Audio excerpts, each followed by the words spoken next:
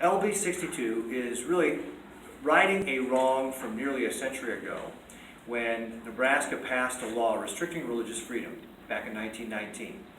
The law was then designed to really be, frankly, anti-Catholic and was being pushed by the Ku Klux Klan to be able to prevent people of religious persuasion from working in our public schools. But of course, one of the things we want is we want to recognize religious freedom and not discriminate against people because of their religious beliefs. Now, of course, the state doesn't support any one religion over another, but what this bill does is really recognizes that we do have religious freedom here in our state, and of course, the Speaker has long been a defender of religious freedom here in our state as well, so it's really great that you were able to get this passed, and of course, the Speaker worked very hard to shepherd this all through the legislature to be able to make this happen.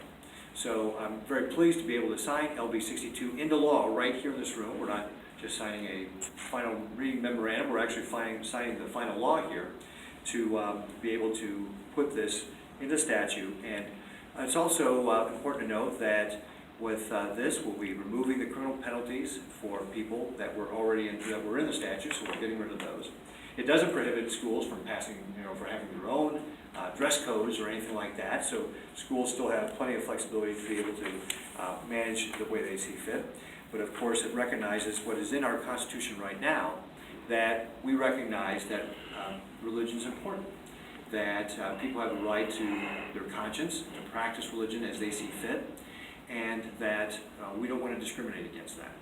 In fact, in our Constitution it says, knowledge and religion and morality are all important, and that we want to encourage those things, and in fact are necessary for good government. So with that, I'm going to go ahead and sign this.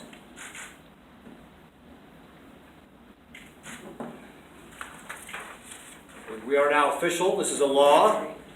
And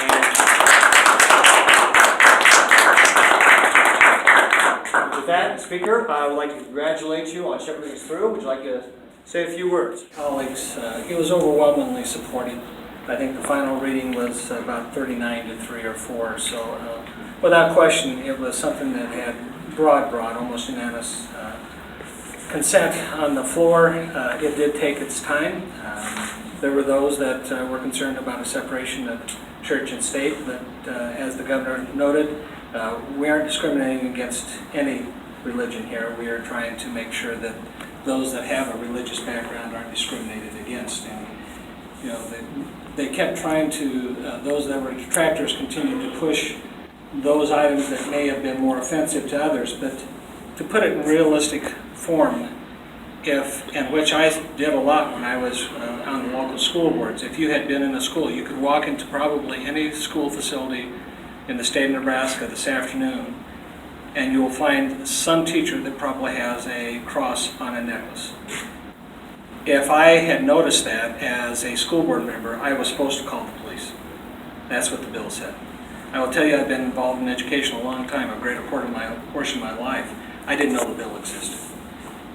It was hidden that well in the statutes. So this really brings back a lot of freedom to those that are teaching, and most of them didn't know they were breaking the law. In fact, I would doubt that any of them did. It was just a question of removing an impediment in the statutes.